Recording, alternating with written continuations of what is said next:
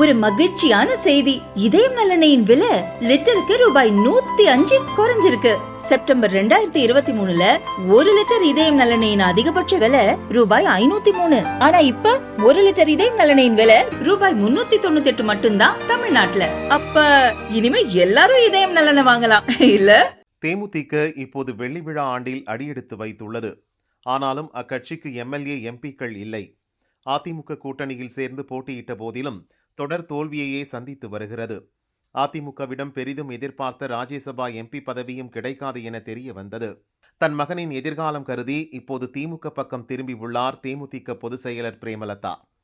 திமுக கூட்டணியில் சேர காய் நகர்த்தி வரும் அவர் சமீப நாட்களாக தமிழக அரசின் நடவடிக்கைகளை பாராட்டி வருகிறார். லோக்சபா தொகுதி மறுவரையறை தொடர்பான அனைத்து கட்சி கூட்டத்தில் பங்கேற்று அரசின் முடிவுக்கு தேமுதிக ஆதரவு தெரிவித்தது. தமிழக பட்ஜெட்டில் அறிவிக்கப்பட்ட திட்டங்களை வரவேற்பதாகவும் பிரேமலதா கூறினார். பிரேமலதாவின் மனமாற்றத்திற்கு திமுகவில் உள்ள மூத்த அமைச்சர் ஒருவர் நடத்திய கூட்டணி பேச்சுதான் காரணம் எனவும் சொல்லப்படுகிறது. இதுகுறித்து தேமுதிக வட்டாரங்கள் கூறியதாவது: கடந்த தேர்தல்களில் திமுகவுடன் கூட்டணி அமைந்திருந்தால் தேமுதிகவுக்கு சட்டசபையிலும் லோக்சபாவிலும் பிரதிநிதித்துவம் கிடைத்திருக்கும். அதிமுகவிடம் போய் அனைத்தும் இழந்துவிட்டோம் என பிரேமலதா எண்ணுகிறார்.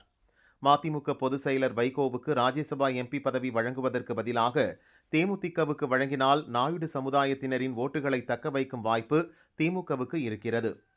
சட்டசபை தேர்தலில் இரட்டை இலக்கத்தில் தேமுதிகவுக்கு சீட் கிடைக்கவும் வாய்ப்பு உள்ளது என அந்த வட்டாரங்கள் கூறின.